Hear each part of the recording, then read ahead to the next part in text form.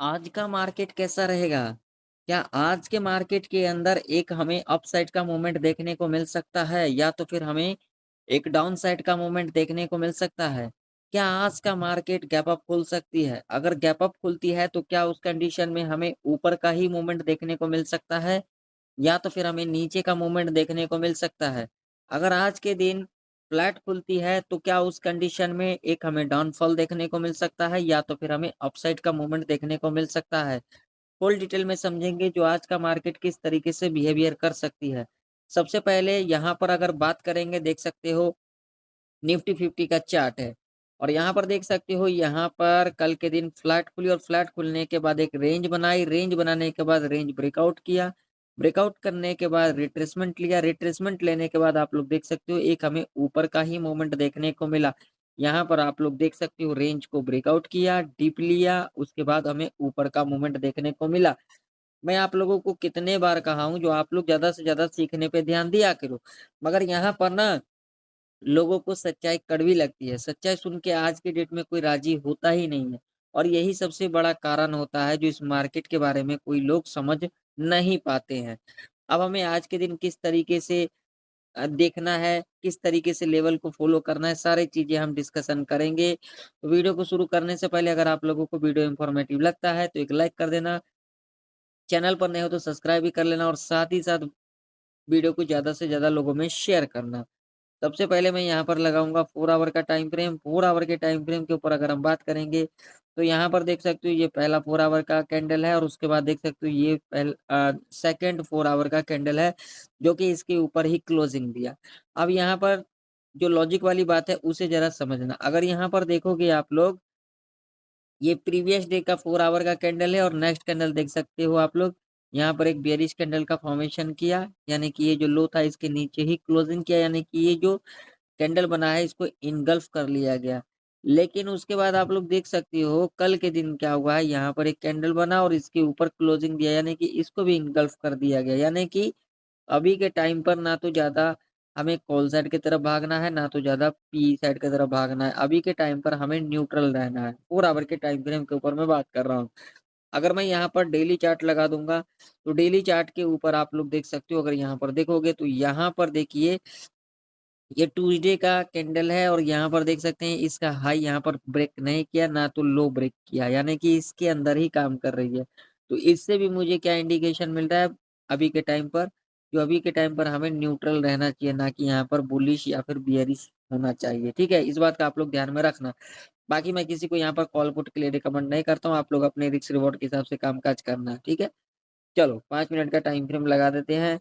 तो 5 मिनट के time frame के ऊपर अब हम आ चुके हैं। 5 मिनट के टाइम फ्रेम के ऊपर अगर हम बात करेंगे रेजिस्टेंस की, तो रेजिस्टेंस जो निकल के आ रही है, वो सीधा-सीधा यहाँ पर रेजिस्टेंस होगा ये वाला लेवल जो कि लेवल निकल के आ रही है 24,766 का। अगर सपोर्ट की बात करेंगे तो यहाँ पर सीधा-सीधा जो सपोर्ट निकल के आ रही है, वो निकल के आ रही है 24,674 का। ठीक है? ये 2 लेवल हमारे लिए इम्पोर्टेंट रह सकती है निफ्टी 50 के अंदर। तो देखिए अगर आज के दिन निफ्टी इस लेवल के ऊपर गैप अप खुल जाती है और गैप अप खुलने के बाद डिप लेती है, अगेन ऊपर क्लोजिंग कर देगी, तब तो हम यहाँ पर सी साइड की तरफ जा सकते हैं अपने रिस्क रिवॉर्ड के हिसाब से, ठीक है? दूसरा कंडीशन क्या रह सकती है, अगर यहाँ पर गैप अप खुलने के बाद पहला 15 मिनट का कैंडल अगर यहाँ पर ग्रीन कैंडल बनती है, हाई मार्क कर लेंगे, उसके बाद 5 मिनट के टाइम फ्रेम के ऊपर इसके हाई के ऊपर कैंडल क्लोज कर देगी, सी साइड की तरफ हम जा सकते हैं। तीसरा कंडीशन यहाँ पर क्या रह सकती है, गैप अप खुलने के बाद पहला 15 मिनट का कैंडल रेड कैंडल बनती है, लो को मार करके चलेंगे और उसके बाद 5 मिनट के टाइम फ्रेम के ऊपर इसके लो के नीचे कैंडल क्लोज कर देगी, तब हम यहाँ पर सी पी साइड की तरफ जा सकते हैं अपने रिस्क रिवॉर्ड के हिसाब से। अब मान लीजिए कि फ्लैट खुल जाती है तो क्या हमें करना चाहिए? अगर यहाँ पर फ्लैट खुल जाती है और फ्लैट खुलने के बाद ये जो क्लोजिंग है ये अपने चार्ट के ऊपर आप लोग मार्क करके रखना, ये बहुत ही इम्पोर्टेंट होता है। प्रीवियस डे का जो क्लोजिंग होता है वो नेक्स्ट डे काम-काज करने के लिए एक इम्पोर्टेंट लेवल होता है। तो अगर यहाँ कहीं फ्लैट खुल जाती है और फ्लैट खुलने के बाद अगर यहाँ पर 15 मिनट के टाइम फ्रेम के ऊपर जो भी कैंडल बनेगी हाई लो दोनों हमें मार्क करके रखना है। उसके बाद हमें यहाँ पर वेट करना है। अगर यहाँ पर लो के नीचे इस तरीके से क्लोज़ करेगी तो हमें यहाँ पर रिट्रेसमेंट का वेट करना है। जब लो के पास यहाँ से रिटेस्ट करेगी, अगेन नीचे की तरफ क्लोजिंग कर देगी, तब हम यहाँ पर पी साइड की तरफ जा सकते हैं। ऐसी कंडीशन में हमें एक गिरावट यहाँ पर तगड़ा देखने को मिल सकता है। अप्रॉक्सिमेट यहाँ तक हमें देखने को मिल सकता है। देखिए होने के लिए कुछ भी हो सकता है, लेकिन मैं अपने एक्सपीरियंस के हिसाब से आप लोगों को बता रहा हूँ, तो आप लोग सीखने पे ध्यान देना, मैं किसी को यहाँ पर कॉल पुट के लिए नहीं कह रहा हूँ। इस बात का ध्यान में रखना, ठीक है?